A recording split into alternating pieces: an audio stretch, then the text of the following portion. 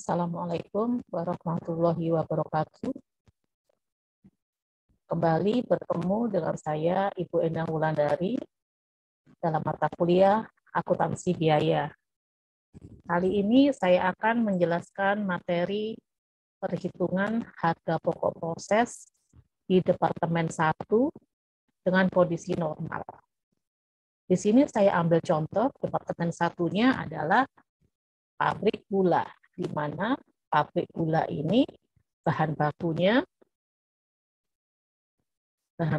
adalah tebu, dan kemudian barang jadinya adalah gula. Di sini, untuk membuat laporan harga pokok produksi, ada 3 yang harus kita ketahui. Yang pertama adalah data produksi, yang kedua biaya produksi, dan yang ketiga perhitungan harga pokok produksi. Kalau pada perusahaan dengan perhitungan laporan harga pokok pesanan yang kemarin sudah kita pelajari, untuk menghitung harga pokok barang jadinya adalah biaya bahan baku ditambah biaya tenaga kerja langsung ditambah BOP dibagi dengan total produk yang jadi. Kalau pada laporan harga pokok proses, itu barang yang kita masukkan untuk diproduksi itu ada yang sudah jadi dan ada yang belum jadi. Sehingga untuk perhitungan harga pokok per unitnya dapat dibagi dengan yang namanya unit kuivalen. Oke, baik. Di sini kita mulai dengan data produksi. Diketahui data produksinya ada masuk proses bahan bakunya adalah tebu sebanyak 500 unit. Tebu 500 unit ini kita olah, ternyata setelah cut off di akhir produksi, barang jadi yaitu gula yang sudah jadi ada 400 unit, dan ada gula yang belum jadi sebanyak 100 unit. Gula yang belum jadi ini kita sebut dengan namanya barang dalam proses, atau disingkat dengan BDP. Barang dalam proses itu artinya adalah barang yang belum memakan bahan baku 100% dan belum memakan biaya tenaga kerja langsung 100% dan belum memakan biaya overhead pabrik 100%. Di dalam laporan harga pokok proses ini ada kita kenal yang namanya biaya konversi, yaitu adalah biaya, saya singkat, biaya tenaga kerja langsung dan BOP. Jadi di laporan harga pokok proses biasanya persentase PTKL dan BOP itu sama. Jadi kalau barang jadi ada keterangan 100%, 100% artinya adalah 400 unit ini sudah memakan bahan baku 100% dan sudah memakan biaya tenaga kerja langsung 100% dan memakan biaya overhead pabrik 100%. Jadi persentase kedua ini adalah biaya konversi, yaitu adalah PTKL dan BOP. Jadi persentasenya biasanya sama. Jika PTKL dan BOP-nya tidak sama, maka persentasenya ada 3. Misalkan 100%, 100%, 100% lagi. Tapi biasanya di sini saya memakai biaya konversi di mana biasanya tingkat penyelesaian persentase PTKL sama dengan BOP. Di sini barang dalam proses, dalam kurung keterangannya 100%, 50%. Artinya 100 unit barang dalam proses atau gula yang belum jadi ini sudah memakan bahan bakunya 100% dan memakan biaya tenaga kerja langsung 100% dan memakan BOP 100%. Supaya dia menjadi gula, periode berikutnya nanti dia membutuhkan PTKL-nya 50%, BOP-nya 50%. Bahan bakunya nggak dibutuhin lagi karena dia sudah memakan 100%. Jadi ini adalah data produksi. Kemudian berikutnya, biaya produksi. Di sini biaya produksi diketahui, biayanya ada 3 elemen biayanya, biaya bahan baku, biaya tenaga kerja langsung, dan biaya overhead pabrik. Jumlahnya, biaya bahan bakunya 50.000, PTKL-nya 67.500, BOP-nya 90.000, sehingga totalnya 207.500. Kemudian kita akan mencari biaya per unit masing-masing elemen biaya. Caranya adalah dengan mencari dulu unit ekuivalen. Unit ekuivalen adalah unit yang sudah jadi ditambah dengan barang dalam proses. Pertama, kita cari dulu barang jadinya, unitnya dari sini. Barang jadinya sebesar 40%. Jadi angkanya dari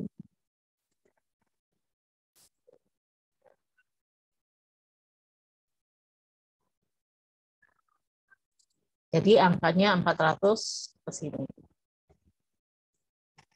400%, 400 unit ditambah dengan barang dalam prosesnya. Barang dalam prosesnya 100 unit, berarti ini. 100 unit dibawa ke sini. Dikalikan dengan prosentasenya. Karena ini adalah bahan baku, maka bahan bakunya 100% angka ini. 100% kita tarik ke sini. Ya. Oke. Jadi 400 unit dari barang jadi ditambah 100 unit barang dalam proses dikalikan prosentasenya bahan baku. 400 ditambah dalam kurung 100 kali 100 sama dengan 500. Maka biaya bahan baku per unit adalah jumlah biayanya 50.000 dibagi dengan unitnya 500 sama dengan 100 rupiah per unit. Kemudian biaya tenaga kerja langsung sama barang jadinya dari sini 400. Kemudian barang dalam prosesnya 100 sama ini 100 ke sini. Prosentasenya adalah yang ini. Karena prosentase PTKL.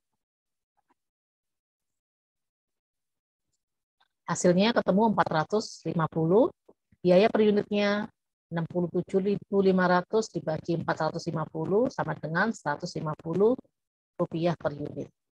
Untuk BOP-nya sama 400 barang jadinya, BDP-nya 100, prosentasenya 50 sama dengan 450, biaya per unitnya 90.000 dibagi 450 sama dengan 200 rupiah per unit. Kemudian biaya per unit ini, biaya per unit bahan baku, PTKL dan BOP kita jumlahkan, ketemu angka 450, ini adalah biaya barang jadi per unit ekuivalen. Ya. Jadi ini biaya barang jadinya. Setelah kita hitung biaya produksi, kemudian kita akan membuat yang ketiga adalah perhitungan HPP.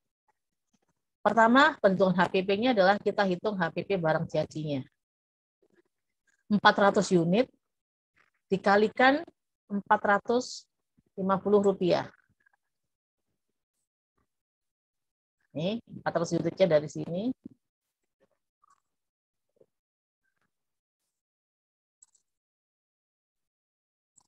Unit di sini.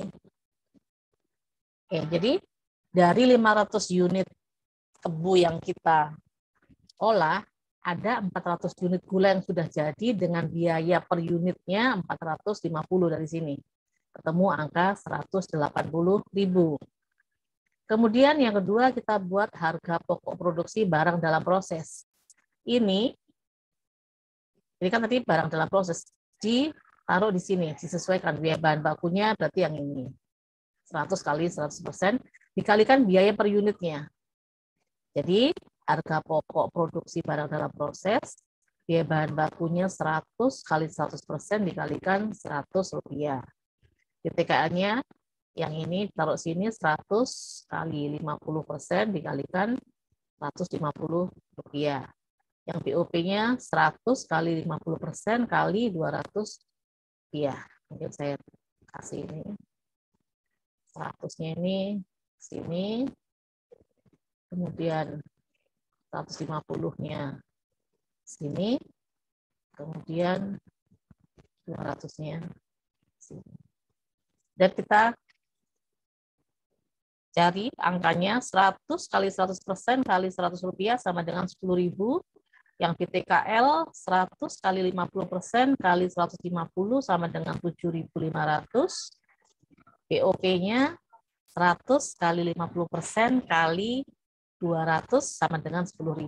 Kemudian kita jumlahkan 10.000 ditambah 7.500 ditambah 10.000 sama dengan 27.500. Kemudian kita jumlahkan dengan HPP barang jadi. 180.000 ditambah 27.500. Ketemu angka 207.500. Angkanya sama dengan ini. Ya.